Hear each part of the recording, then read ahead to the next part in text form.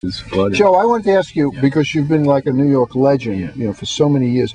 Did you have a mentor when you first kind of came into this? That's a great question. My first job in radio was choosing the records for a man named Martin Block. Okay. Whoa, Tom was telling us about Martin on the way down. Make-Believe-Ballroom. Just happened to spot me in the waiting room one day at the WNEW. I was waiting to have a date with a receptionist. I was about 15, 16 years old. Really? He walks over to me and he says, "Who are you, kid?"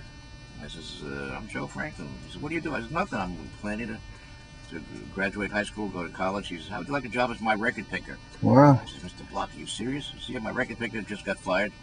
And I knew nothing about music. There he was, the #1 music expert in the world. The man who could make or break you, like Walter Winchell. With one record, he could make or break you.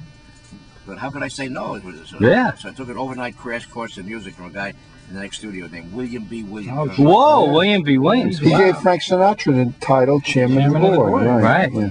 I didn't know Harry James from Tommy Dorsey from Benny. Really? No kidding. You learned it all. I learned it all. Martin Block got me. I was his record picker for about a year and a half. I'd choose all his records. You got to love music. Oh, yeah. Then Martin Block said, "How'd you like your own show, Joe?"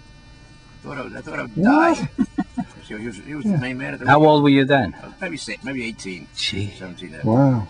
So I figured I don't want to compete with him because he's the king of these new records. You were out of high school at that point? Yeah, I was just graduating. Right.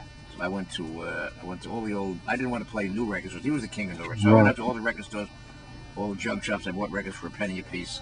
Al Jolson, Eddie Cantor, Rudy Val. I go on the radio and say, "Ladies and gentlemen, here's a collector's item worth $500. You know, I was a little bit right, entrepreneurial, very aggressive. And I go back to the record store the next day and pick out 5 records and put 5 pennies down the counter and walk away. And the guy with the deal would say, "Hey, come here, you." What do you mean? I heard somebody on the radio let that say these records are worth $500 a piece.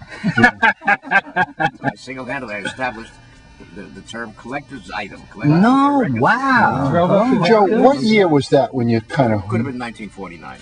Could have been 1949. Okay, 49, yeah. Because in 1951, I got a phone call from Channel 7. And they said to me, "Joe, we're thinking of lighting up in the daytime." There was no daytime TV yet.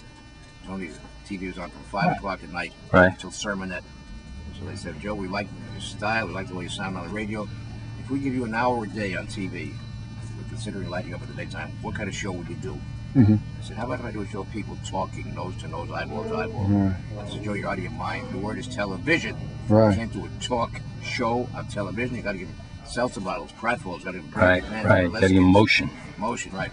So I said, "Well, if I can't do a talk, how about, because rock and roll is getting bigger, how about I do a show of kids dancing to phonograph records?" Said, Before Dick Clark? He said, "Joe, you're out of your mind. Who's going to watch kids dance to it?" Dick Clark comes along, becomes a billionaire. Right. But I defied them and I did what I... No, I said, "Well, if I can't do a show of kids, how about I do the people singing old-time songs?" He said, "Joe, who's going to watch it? It's so boring. Who's going to sing along with Mitch?" Right. Billionaire. So anyway, but I defied them. I did what I think was the first pure, organic, from the bones talk show. And I had, I had incredible guests. The first week I had Eddie Cantor, and I had Kate Smith. I had Kim Novak. I had Jack Benny. I had everybody. Wow. Fannie Hurst. Now, how did you get them, Joe? Because you were so popular on radio already, or they knew me. They know you. I called them up and they said they came. You just called them up and. After about 2 weeks, I never called up any more guests. After about 2 more weeks, I got so hot so fast. Right. My deal with the station, because they never thought anybody would buy commercials on daytime. My deal with the station was 50-50 on the commercials. I figured, within 6 months, I was making like $18,000 a week. Wow. It got so popular. And in those days, that was just such a... That was a huge sum of money. Unbelievable. Then they cut my percentage way down. From 50% to 10%. But it showed you, I pioneered at a time when they thought nobody would ever buy commercials in daytime TV. Look how daytime TV got. And you stuck with that station for years. I was on Channel 7 for the first 20 years, and Channel 9 for the last 23 years. Okay. But Mr. Block, he gave you a lot of he helped you very much with your career. I started at his voice steps. I started at Martin Block's voice steps. He was very suave and royally unctuous. I learned a lot from him. He would say goodnight to you and you and you, and especially to you. Right. His commercials were, if you didn't buy the product, he would feel sorry for you. That was, he didn't do the merit of the product. He would just say, "If you don't buy this product, I feel sorry for you." Hello? Is the phone? Hello? No, listen. 100 more. I'll give you the schedule Monday morning, 11 o'clock. So, what I'm proudest of, I think, is my list of proteges. I mean, nobody discovers anybody. Nobody. But I give the first exposure ever on TV to people like Bruce Springsteen, Barbra Streisand, Bill Cosby, Woody Allen, Bette Midler, Michael Jackson 5 times with Jackson Family, Al Pacino, Liza Minnelli. Did you ever interview Elvis?